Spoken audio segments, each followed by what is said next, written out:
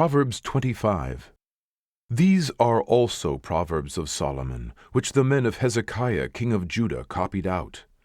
It is the glory of God to conceal a thing, but the honor of kings is to search out a matter. The heaven for height, and the earth for depth, and the heart of kings is unsearchable. Take away the dross from the silver, and there shall come forth a vessel for the finer. Take away the wicked from before the king, and his throne shall be established in righteousness.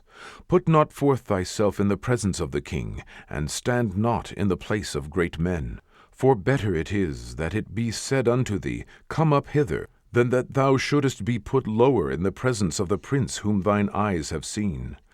Go not forth hastily to strive, lest thou know not what to do in the end thereof, when thy neighbor hath put thee to shame. Debate thy cause with thy neighbor himself, and discover not a secret to another, lest he that heareth it put thee to shame, and thine infamy turn not away. A word fitly spoken is like apples of gold in pictures of silver. An earring of gold, and an ornament of fine gold, so is a wise reprover upon an obedient ear. As the cold of snow in the time of harvest, so is a faithful messenger to them that send him, for he refresheth the soul of his masters. Whoso boasteth himself of a false gift is like clouds and wind without rain.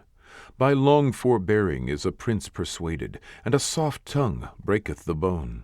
Hast thou found honey?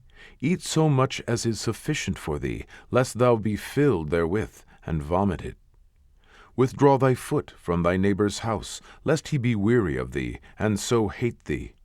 A man that beareth false witness against his neighbor is a maul, and a sword, and a sharp arrow. Confidence in an unfaithful man in time of trouble is like a broken tooth, and a foot out of joint. As he that taketh away a garment in cold weather, and as vinegar upon nitre, so is he that singeth songs to an heavy heart. If thine enemy be hungry, give him bread to eat, and if he be thirsty, give him water to drink. For thou shalt heap coals of fire upon his head, and the Lord shall reward thee. The north wind driveth away rain, so doth an angry countenance, a backbiting tongue. It is better to dwell in the corner of the housetop than with a brawling woman, and in a wide house. As cold waters to a thirsty soul, so is good news from a far country.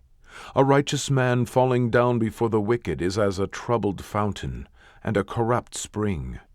It is not good to eat much honey, so for men to search their own glory is not glory.